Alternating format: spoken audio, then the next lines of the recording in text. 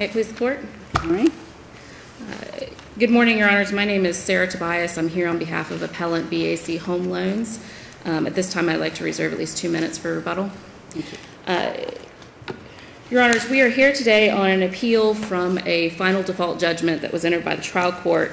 It is BAC's contention that this final default judgment is void because there were at least 2 fundamental errors committed by the trial court. The first error is that the final default judgment included equitable relief, specifically cancellation of a note and mortgage that was not sought in the operative counterclaim upon which the default was based. The second fundamental error is that by canceling the note and mortgage, the trial court essentially ruled on the pending foreclosure count and affirmative defense related to that foreclosure count of unclean hands, neither of which were noticed or were properly before the court on the motion related to the default final judgment.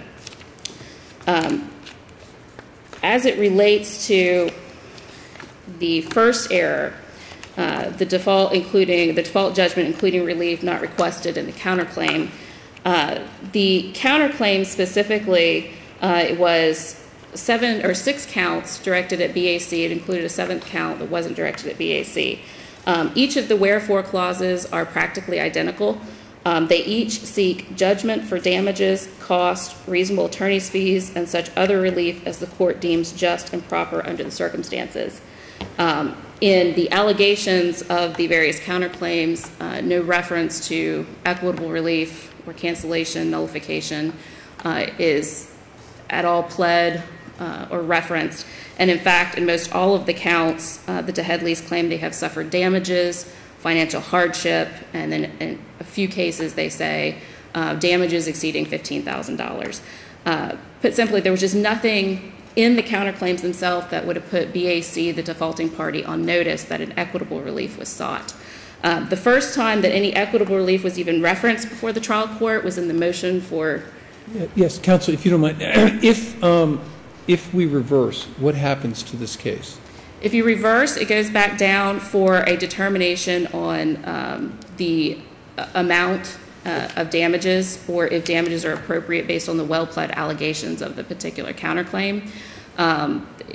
There was no finding by this trial court concerning whether the allegations were sufficiently well-pled to even grant damage relief, much less equitable relief.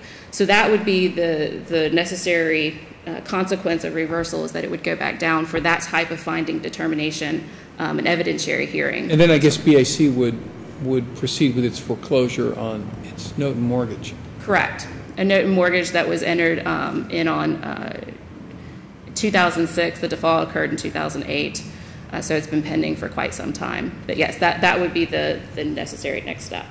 And the case law is clear that if the trial court enters an order or a final judgment based on default that includes relief that's not specifically pled in the counterclaims, it's reversible error, it's a fundamental error, it's a violation of due process rights. And this court has held that in several other cases, including the recent case of the Bank of New York, Mellon versus Reyes, which in that case, the issue was there were some counterclaims for, I believe it was a breach of contract related to a foreclosure. It was a breach of contract related to a foreclosure action counterclaim, a default on the breach of contract. The breach of contract did not actually reference a promissory note, but the court nevertheless invalidated and declared the promissory note null and void. And this court held that that was improper, and the judgment was void because it included relief not specifically pled. The other error before this court quickly is that the foreclosure complaint and the affirmative defenses were not properly before the trial court. By canceling the note and mortgage, essentially it was a determination that that BAC could not foreclose on its note and mortgage. There wasn't a summary judgment, there wasn't a notice of hearing related to either of those claims, and thereby by ruling that, it violated BAC's due process rights and committed a fundamental error. Was there any reference in the counterclaim to in rem or quasi in rem? No, sir. There was no reference at all to any sort of in rem relief. The only time it first appears in the record is on a motion for entry of default final judgment, in which they say for the first time that by their motion they are not seeking monetary damages, but they are seeking the specific in rem relief requested in the counterclaim. Again, that wasn't specifically requested. And as this court and other courts have held numerous times, a motion is not a pleading to put a party sufficiently on notice of the claim. Therefore, BAC respectfully requests that this court reverse and remand as the judgment is void. Thank you. Good morning, Your Honors. Good morning. Robert Lithman. Used to be Orshea, Lithman, Seed, and Ramos, and a number of names, but since Judge Fajardo is on the bench, we've since changed our name and gone through a few different changes. I think this case, I handled this case in the lower court, and the default was properly entered. No one argues about that. The counterclaim was properly granted. No one argues about that. The only issue is the question of due process. That's what we get down to. And let me tell you something. This case troubles me. It troubles me that in a motion for final judgment it says, quote, that merely seeking specific in rem relief requested in defendant's counterclaim, including equitable relief quieting title to real property. Show me where in any counterclaim in rem relief was ever requested. How can a representation like that be made to a judge in a motion for final judgment when clearly that relief was never requested in any of the counterclaims or anywhere else in the answer filed by your client? Well, I would say this, Your Honor. If you look at the counterclaim itself, right, and we know we're in equity. So Judge Rodriguez, but we have a foreclosure claim in equity. Absolutely. That doesn't mean that the counterclaims automatically are equitable claims. You wouldn't be arguing that. I believe it does, because I believe that once you invoke the equitable jurisdiction of the court and you're seeking equitable relief of the court, you then are Show me where it says in any counterclaim merely seeking specific in rem relief requested in defendant's counterclaim. Show me where any of the counterclaims request in rem relief. What they did not say that in those Then how could a pleading, I mean, I'm troubled by the pleading. I'm equally troubled that the trial court didn't even bother to look at this complaint to see that no such relief was requested in any of the counterclaims. The counterclaims clearly and unequivocally only asked for monetary damages. Didn't ask for any equitable relief. It asked for monetary damages and any other relief that is, what's the language? Yes, I understand. And such other relief is such other relief, which the case law says is clearly not sufficient under any standard. But I think what's more important is... I don't think there's anything more important than that. Well, what I want to say is what the counterclaim does say, though. The counterclaim, in great detail, goes through the facts, all of the detail, as to how the bank illegally and with unclean hands procured a mortgage by fraud. That's what it says. This mortgage was procured by fraud. And there was a claim for fraud. monetary damages. Well, it says in the ad damnum clause, and for monetary relief and such other relief as the court deemed just and proper. What was the fraud in the counterclaim, very quickly? The fraud in the counterclaim was that the broker, in connection with the bank, had indicated that these people would qualify for this particular loan under a particular program, and they would not have qualified under this program. They would have immediately been in foreclosure. They never really met the qualifications for this. That's the general gist of this. They put them in a program they couldn't possibly ever qualify for, knowing that they just wanted to make a broker's commission. They wanted to place a loan, and these people were in foreclosure immediately thereafter, and that was kind of what the problem was. All the representations that were made. But did they get the house for free because of that? I mean, do I think so? I think what happened was, and I know Judge Rother, and I really appreciate what you said there, and I'm sorry to just jump back a little bit. that is the crux of the counterclaim all the way through. That's what the crux of the counterclaim is. You have to understand the purpose of a counterclaim, if proven, may defeat the foreclosure claim. Correct.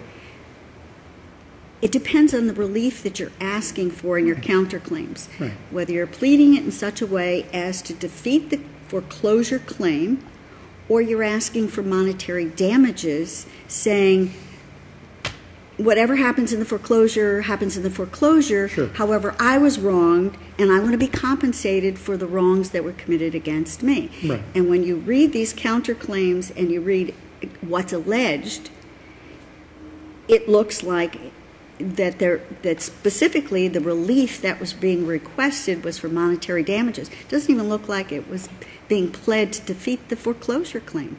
Well, I've pled many times over the years, thousands of pleadings. I don't think I've ever said when I'm asking for relief based upon fraud and other things and those type of inequitable conducts that I go seeking judgment for relief and damages and such other relief, including the equitable relief of so-and-so. Well, you ask for rescission, you ask for quiet title, you ask for... You could, but let me say this, and I think this is really important, really important. We were in front of Judge Rodriguez. Everybody was present. We noticed this hearing and specifically told the other side exactly what we were looking for. Now, you could imagine Judge Rodriguez was sitting there thinking, and you said, well, he didn't even review the counterclaim. That's not really true because... He read this and still thought that was the relief requested. Absolutely, because what happened, here's the reasoning behind that. Because you have a situation where the judge can say, you know what, you're seeking damages, Mr. Lithman. I'll tell you what, put on an affidavit of damages for $4 million. I'm going to award $4 million against BAC. On the other hand, he goes, you know what? You have a counterclaim for fraud, misconduct, and everything else. That's what you've pled. That's what we're here on. That's what's been defaulted, and which they've never defended on, and the case got dismissed. Even after that, and they've never moved to set aside the dismiss. They've never filed one pleading in 4 years, not one. So the judge is thinking about it. He's in equity, and I've got all the case law, and I cited it, that says once you're in equity, you can impose constructive trust, equitable trust, everything that hasn't even been pled. The court has the right to make the appropriate overriding decision that's appropriate to the case. Yeah, but you didn't request any equitable relief. There were no grounds for equitable relief. It was an action of law. I think counterclaims defeat a claim potentially. It doesn't ask or damages. It doesn't grant if you find a counterclaim has been proven. It doesn't grant affirmative relief. It defeats the claim. That's what a counterclaim is. You know, it's a different thing if you have an affirmative defense, which you had unclean hands, whatever. Right. But it may potentially defeat the foreclosure claim, but it doesn't generally. You generally can't grant affirmative relief from a counterclaim, can you? I think you actually can. A counterclaim could be for a different cause of action stemming out of the same facts and circumstances and have affirmative relief that has absolutely nothing to do with the plaintiff's complaint. It could stem out of it. It could be a different cause of action. I think you can grant that relief, but you have to ask for it. Yes, if you did not raise any issue in equity in your counterclaim, the counterclaim is not an equity. And just because you said, I'll take whatever relief the court gives me, doesn't make it an equity. It doesn't convert an action of law into an equity action. And we've written that in several third district cases. Well, the only thing I think what I was trying to get at is the court had a choice after looking at the facts and circumstances, the totality of the facts and circumstances. The court had a choice. Judge Rodriguez had a choice to award damages. He could have said it. It would have been inappropriate. In my opinion, it would have been inappropriate, and I wasn't asking for it because I thought it was the wrong remedy all the way around because... We'd have to have a trial on damages, right? Right. Yeah, we would have a trial on damages, and we could have a trial, and they could defend on it, but I sure wouldn't have been asking a judge, give me an award of $1 million just because I filed an affidavit, or I brought in some guy today who says, how much have you been hurt, my client, and says that. What the judge did say was, listen, they have a claim on a mortgage foreclosure. You've claimed the mortgage was procured by fraud. That's what you claimed in your counterclaim. And that's a counterclaim, not an affirmative defense. You've claimed that. So what am I going to do? I'm in equity now. I can't rule for both of you guys. I can't give you a foreclosure at some point, and I can't rule that it was procured by fraud. So, Mr. Lithman, on your counterclaim for fraud, and it was procured by fraud, I'm ruling in your favor that it was procured by fraud because they've admitted it and never refuted it at any time. Now, what could judge? They were noticed of it. They were aware of it. There's due process. Every pleading for years has said exactly the same thing, and I noticed it in my motion. The due process is they may have, first of all, they may have been negligent in not answering. We don't know. Right. Or it may have been that they affirmatively said, listen, what can our damages be here? We'll deal with the damages. We'll pay with the damages. We want to foreclose on this property. And we have filed a complaint for foreclosure. There's a, we can defend against that, and that's it. True. We'll pay whatever damages we have to pay out of the foreclosure. But the court did find, by admission, that there was fraud in the procurement. So what if there's no damages from the fraud? What if as a result of the fraud they got to live in the house for 4 years for free? Well, so maybe their net is a you're positive. You're right. But if the mortgage is even if you establish fraud, you still have to prove some damages, right? No, not necessarily, because I think Judge Rodriguez did exactly the right thing. He said, listen, this is not exactly, in my mind, a damage case. You have proven, and they've admitted. But that's what was pled. I understand. If it's not a damages case, then I guess you get nothing from the counterclaims because it's all you asked for. But when you specifically, and you elect a specific damage, and you specifically elect what I'm seeking are monetary damages, that's it. And if the court finds there are no monetary damages, then you're out of luck. Well, I think, like I said, he was in an inconsistent, repugnant position, the judge. He was either going to find... Not necessarily, because they may have been entitled to their foreclosure, and your client would have been entitled to your money damages. And that's not necessarily inconsistent. I understand. I think he felt that because of being there, but there's no transcript. You just have to make us understand how he felt and why that was correct. Yes. And that's your mountain to climb. And that's true. And I understand. And I understand the situation here. I do know that the case law really has said that once equity gets it, they can grant relief that's appropriate to the circumstances which are in equity. But I know you've said you've had other cases in that regard. But I'm looking at Lopez Ortiz versus Central Savings Bank from this court in 1989, citing to 2 or 3 other cases that talk about the issue of actions of law and actions in equity, and that one doesn't convert the other just because they're both raised. Understand. So, I mean, I don't know how else to read that. No, and I do understand that. Like I said, my only concern was if a judge finds, really, if it's admitted by the other side that we procured that mortgage by fraud, I think that is the remedy at that point is I'm extinguishing your mortgage because it was procured by fraud. Wouldn't the remedy be to rescission? It could be, yes. Of course, you pay back the money and you put the parties back, before they were. Absolutely, no question about it. And I do think because it seems a little disproportionate to say it's going to be fraud, so you get the benefit of the bargain, but the other person gets wiped out. Well, I know, and I know their position was due process, and all I can say about the due process argument was that we did plead all those things from day one. We did put it in the motion.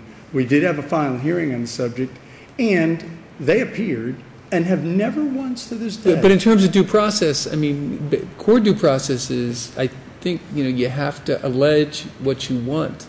Yes, absolutely. I mean, that's the beginning of the notice for due process. Hey, we're seeking rescission, or in this case, we're seeking that the monies be given to us and that the mortgage and note be eliminated.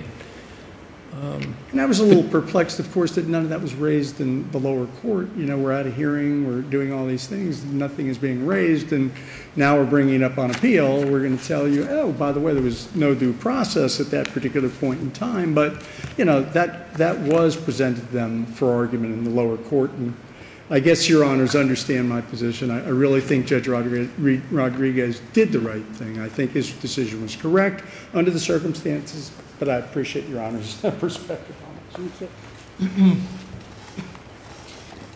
Just very briefly to counter some of the points. Counsel keeps referencing that there was an admission of fraud in the procurement of the loan. Well, there was no answer, so it's admitted. Default. Right, but there was no finding in the actual final judgment that the well-pled allegations supported the relief that was granted by the court. And I think that's another, it's a requirement in all of the cases that the well-pled allegations, sure, you admit those, but then they still have to support the relief requested. And then again, going back to... Do the well-pled allegations support fraud? I would contend that these well-pled allegations did not. They were very vague. They were convoluted as to which defendant allegedly misrepresented what. The defendants were commingled in all of the different counts. There were 5, I believe, cross-defendants, which were really more third-party claims. It's a very confusing counterclaim when you read it to understand exactly who's alleged to have done what, much less what BAC is alleged to have done. So I think there is a contention that the well-pled allegations would not have supported a fraud finding or the damages for a fraud finding under the circumstances. And as the court pointed out a moment ago, there is a principle of election of remedies. Here, he sought damages, not rescission, and that's clear from the counterclaim. And damages would not have been liquidated under these circumstances. Therefore, a trial on damages would have been required. Correct. Because you do not admit allegations concerning unliquidated damages on default. So for all the reasons stated before and now, we respectfully request this court reverse this void judgment. Thank you. Court is in recess. All right.